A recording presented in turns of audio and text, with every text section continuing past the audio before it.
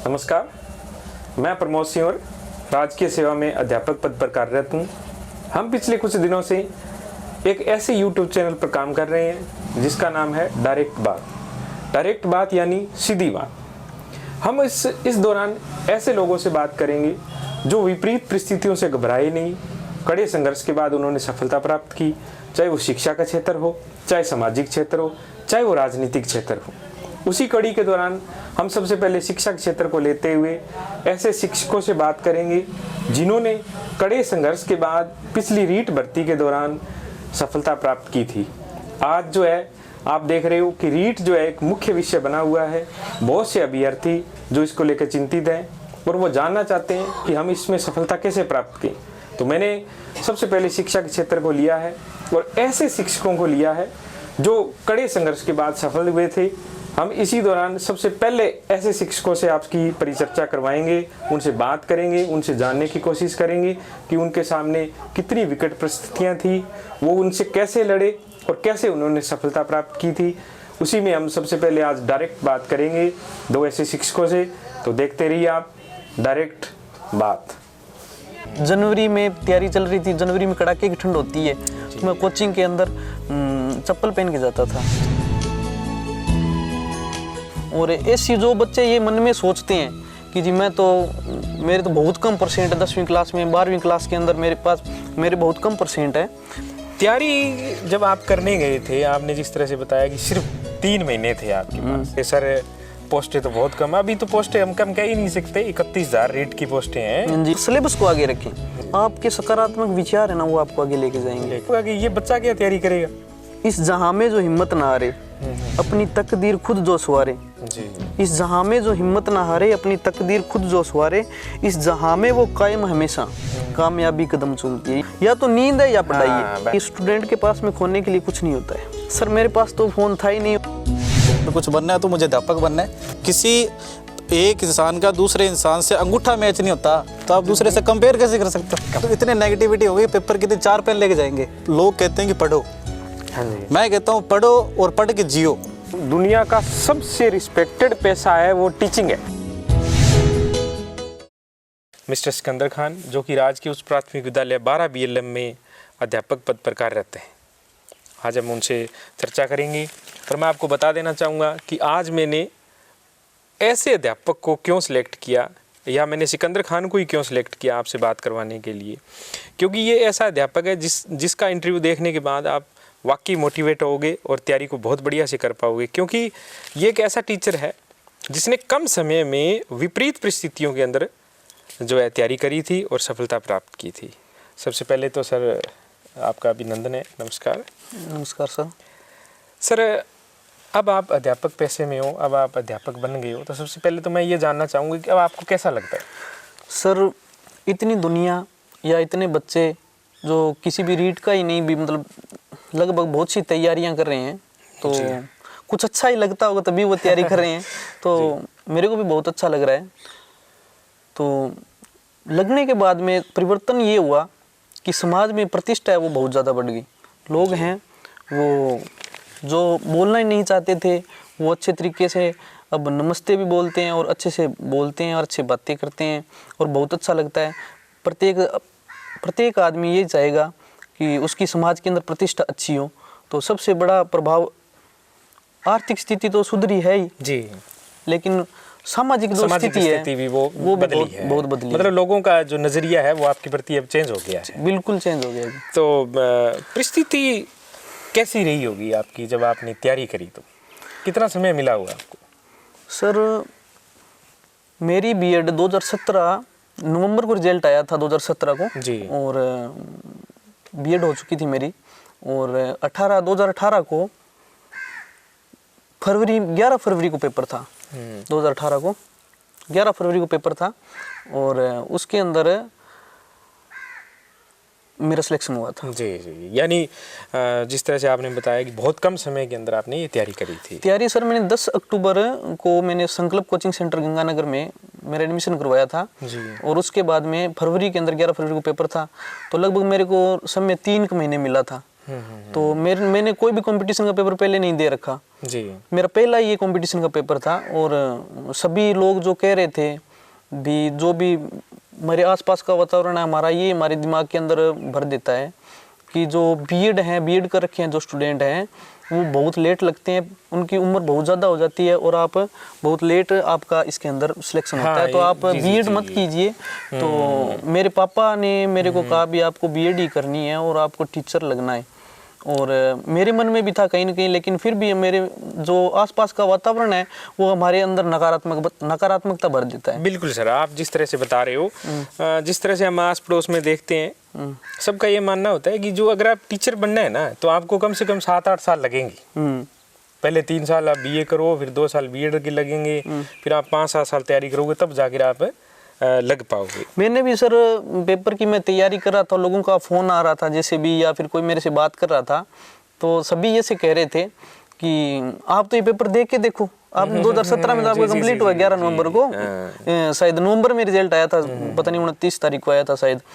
तो उसके अंदर आप तो ये पेपर दे के देखो, क्योंकि रीट की भर्ती कोई सामान्य भर्ती नहीं है, तो आप इसके अंदर बैठ जाओ एक बार, आपको पता चलेगा पेपर कैसा आता है, क्या सिलेबस होता है, क्या चीज़ होती है।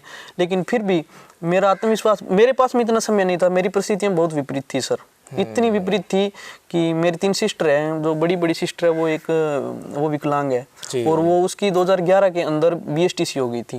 तो मेरे घर में ही मेरे अंदर नकारात्मकता भरने वाला था एक जो उदाहरण था एक रूप में। तो उसने 4-5 पेपर दे रखे हैं, लेकिन उसका सिलेक्शन नहीं हुआ। अब मेरे मन में भी ये हुआ भी टीचर लगना तो आसान है ही नहीं, लेकिन फिर भी मैंने मन में ये सोचा कि मैंने बीएड कर ली और मैं लगूंगा तो इसी पेपर में ही लगूंगा। उसके बाद में मेरे पास में समय भी नहीं था, ना तो मैं कभी तैयारी कर पाता, मेरी घर की परिस्थितियाँ इतनी बुरी थी कि ना तो मेरे को कोई काम करना ही पड़ता और मैं पढ़ाई से मेरा सारा पीछा छूट जाता। और फिर भी मैंने उन विपरीत परिस्थितियों में समय निकाल कर 3 महीने की कोचिंग की। और मेरी परिस्थिति का तो आप पूछो तो मैं ये कहना चाहता था कि मेरे पास में जूते ही नहीं थे। जनवरी में तैयारी चल रही थी, जनवरी में कड़ाके की ठंड होती है, मैं कोचिंग के अंदर चप्पल पहन के जाता था। और लोग कहते थे भी तू जूते क्यों नहीं पहनता, तो मैं कहता था उनको भी जूतों से मेरे को एलर्जी है, मेरे पैर खराब हो जाते हैं। एलर्जी तो क्या थी, लेकिन परिस्थिति बुरी थी, परिस्थिति को और ये बिल्कुल सच बात है, इसमें कोई भी किसी प्रकार की झूठ नहीं है। जो मेरे को जानते हैं उनको सबको पता है भी इनकी परिस्थिति कैसी थी। बिल्कुल सर, आपने जिस तरह से बताया कि परिस्थिति बड़ी बुरी थी, घर के हालात बढ़िया नहीं थे।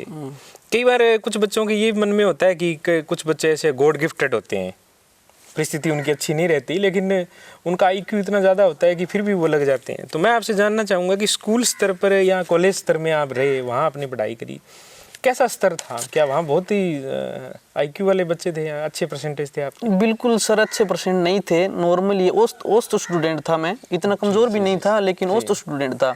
जो सामान्य बच्चे होते हैं उन्हीं के तरीके का था मैं।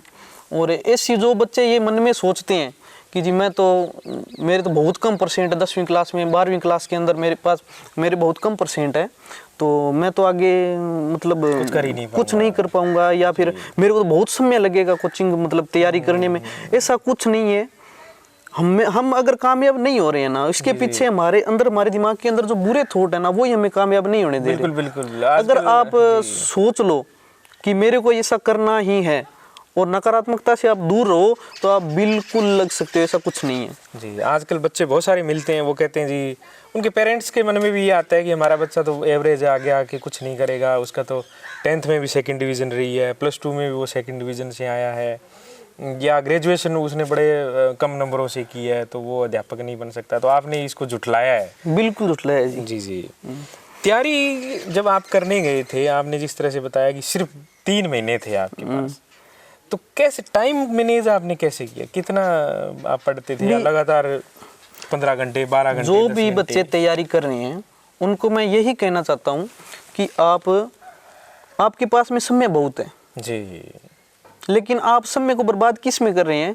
इस सोच में भी कितने तो पद आए हैं भर्ती में, और कितने बच्चे पेपर देने वाले हैं जी। और एक ही पद के ऊपर मतलब कंपटीशन बहुत ज़्यादा है। इन चीज़ों पे अपने ध्यान देने के अलावा अगर अपने जी, अगर अपने सीधा पढ़ने पे ध्यान दें तो हमारा सिलेक्शन हो सकता है। बिल्कुल। तो मेरे पास में 3 महीने का समय था और लोग कहते थे भी आप तो पहली बार पेपर दे के देख रहे हो, तो आप तो दे के देखना है आपको। जी। लेकिन मैं कहता हूँ भी अगर आप मन में सोच लो, जी जी, और मैं ये कह रहा हूँ भी आपको तैयारी 3 महीने में आप इस प्रकार से तैयारी करो कि आप घूम रहे हो कहीं पर भी, जी जी, तो भी आपके मन के अंदर कोई टॉपिक चलना चाहिए। चलना चाहिए। मन के अंदर एक पल के लिए अन्य ख्याल न आए, कोई भी किसी भी प्रकार का ख्याल न आए, न तो नकारात्मक न सकारात्मक, किसी भी प्रकार का जो अन्य जो हमारी पढ़ाई से हमें जी, दूर लेके हाँ, जा रहा है, बिल्कुल, ऐसा बिल्कुल। कोई ख्याल नहीं आना चाहिए। आप नहा भी रहे हो ना तो आपके मन के अंदर कोई टॉपिक चलना चाहिए, या फिर आप उस टॉपिक को याद कर रहे हो और उसके बीच में आपको पता चले भी मेरे को ये चीज नहीं याद है,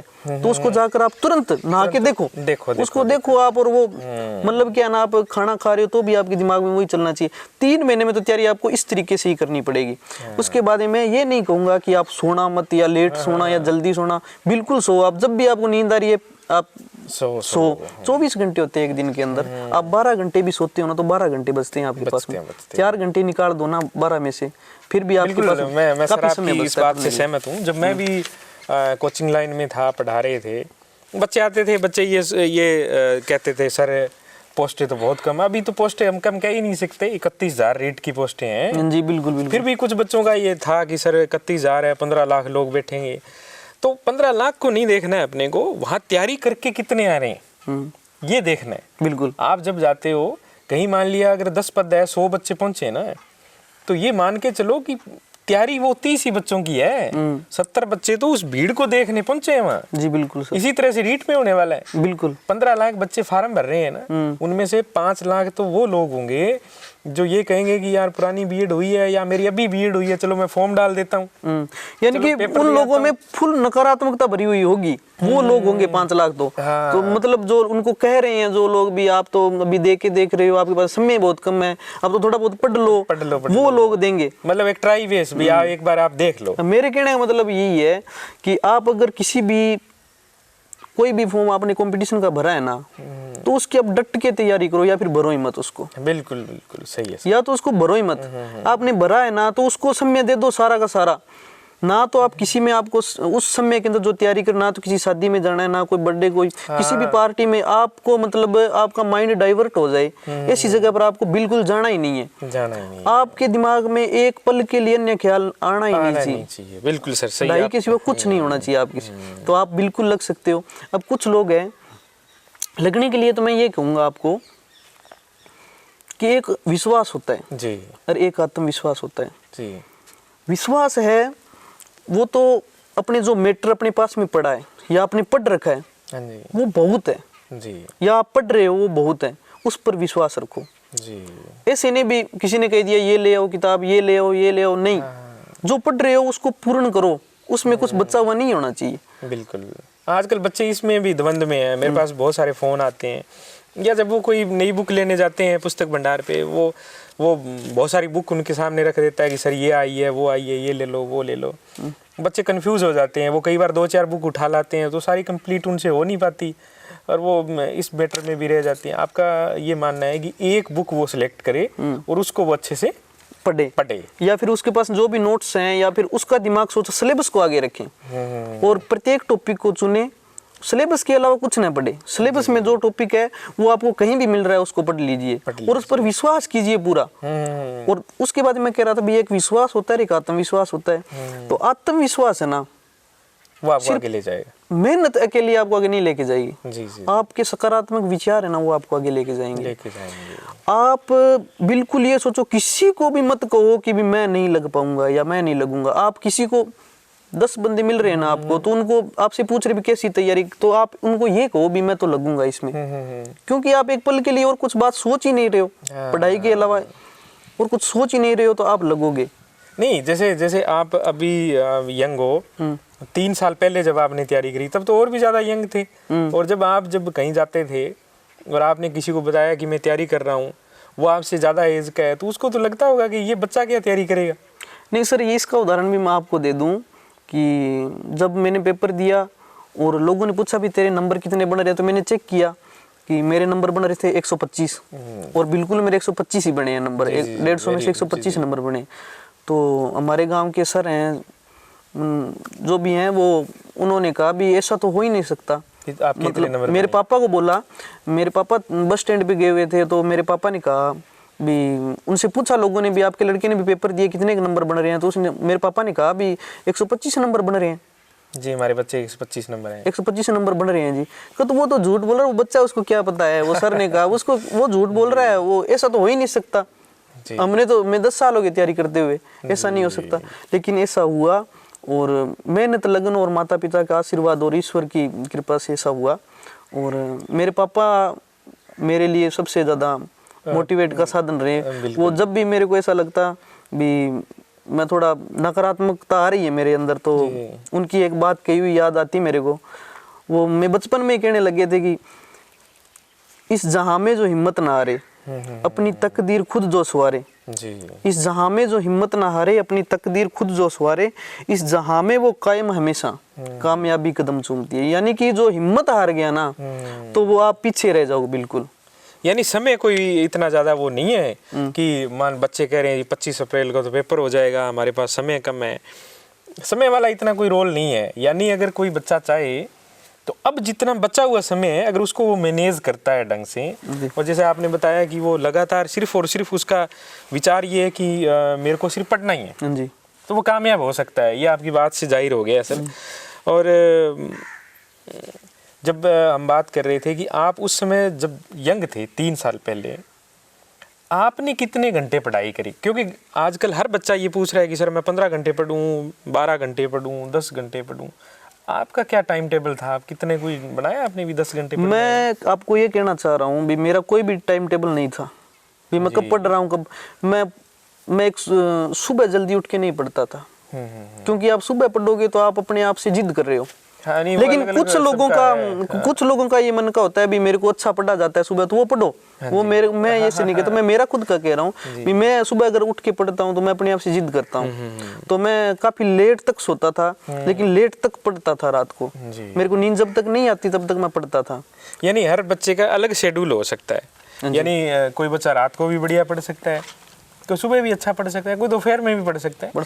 लेकिन जब भी मैं मतलब एक उठा हुआ हूँ यानी आप तब मैं पढ़ रहा हूँ। हाँ बिल्कुल बिल्कुल। यानी 3 महीने अगर आपने लगाए हैं तो 3 महीने सिर्फ और सिर्फ पढ़ाई है। हाँ, या तो नींद है या पढ़ाई है, बस इसके अलावा कुछ नहीं है। कुछ नहीं है। और बढ़िया नींद लो, बढ़िया पहले नींद बढ़िया लो, माइंड फ्रेश रहेगा तो आप अच्छे कुछ देख पाओगे, समझ पाओगे या कुछ पढ़ पाओगे। जी। अच्छा, जब आप एग्ज़ाम देने गए थे, जब एग्ज़ाम हॉल में थे आप, और आपके मन में ऐसा कोई विचार नहीं आया भी यार मेरी तो सिर्फ 3 महीने की तैयारी है और ये जो मेरे आस पड़ोस में बहुत बड़े बड़े लड़के आए हुए हैं इनकी तो बहुत लंबी तैयारी होगी? सर इसके लिए मैं आपको ये बता दूं कि स्टूडेंट के पास में खोने के लिए कुछ नहीं होता है। जी। वो कोई बादशाही का ताज तो लेके जाता नहीं है, टेस्ट पेपर में बैठता है तब। जी। जब भी बैठता है तो कोई ऐसा तो है नहीं भी मैं अगर फेल हो गया, अगर मैं फेल हो गया तो मेरे से तो ये ताज छिन जाएगा। हाँ। ऐसा तो कुछ है नहीं। तो स्टूडेंट के पास में खोने के लिए कुछ नहीं, ये दिमाग में अपने डाल लो भी अपने यहाँ पर कुछ छोड़ के तो जाएंगे ही नहीं। हाँ। अपने को तो लेना है कुछ। भी मतलब आज मैं जो तैयारी करके आया हूँ उसको मैंने प्रूफ करना है आज, और मैंने अपना बेस्ट देना है आज। और अपने जो तैयारी है उसके अंदर पेपर है ना, जो अपने पेपर हॉल में बैठ रहे हैं वो 20% मेरे को लगता है भी वो मायने रखती है।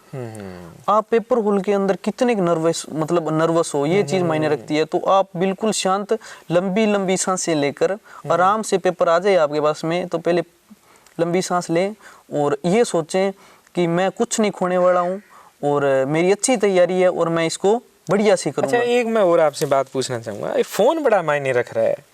जिस तरह से आपने देखा वो पिछला साल 2020 लगभग कोरोना के अंदर ख़त्म हो गया है, सब लोग ऑनलाइन पढ़ाई के ज़रिए पढ़ना चाह रहे हैं। फ़ोन उनका एक ऐसे मान सकते हैं बॉडी पार्ट हो गया, उसके बाद ज़िंदगी नहीं चल रही। आपने कितना फ़ोन यूज़ किया उस समय?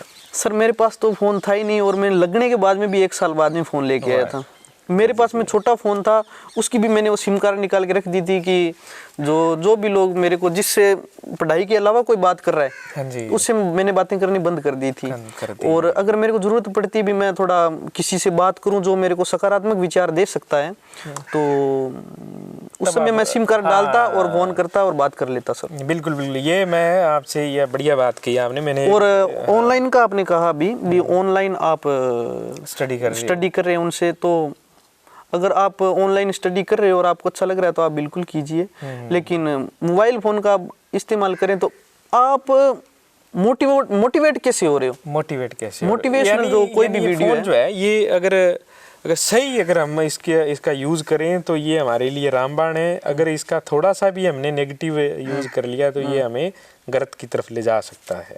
अच्छा, तो मैं मोटिवेट कैसे हुआ? मैं भी मोटिवेट होने के लिए कोई न कोई तो साधन देखता था। मैं भी, मेरे अंदर भी नकारात्मकता आती थी कभी कभी, ये सामान्य बात है, सभी में आती है। तो मैं मोटिवेट होने के लिए मैंने एक तो फिल्म देखी दंगल जी, और एक फिल्म देखी सुल्तान। तो हर महीने में या 15-20 दिन में मैं एक बार वो फिल्म मतलब कोई भी मोटिवेशनल फिल्म है वो देख लेता, और उसके अंदर मेरे अंदर सकारात्मक विचार आते और मेरे को ऐसा लगता भी तू कर सकता ना, वो कोई नहीं कर सकता। बिल्कुल बिल्कुल। और ये आत्मविश्वास की बात, आपका अगर आत्मविश्वास आपका बढ़ा हुआ है ना तो आप ये कर सकते हो।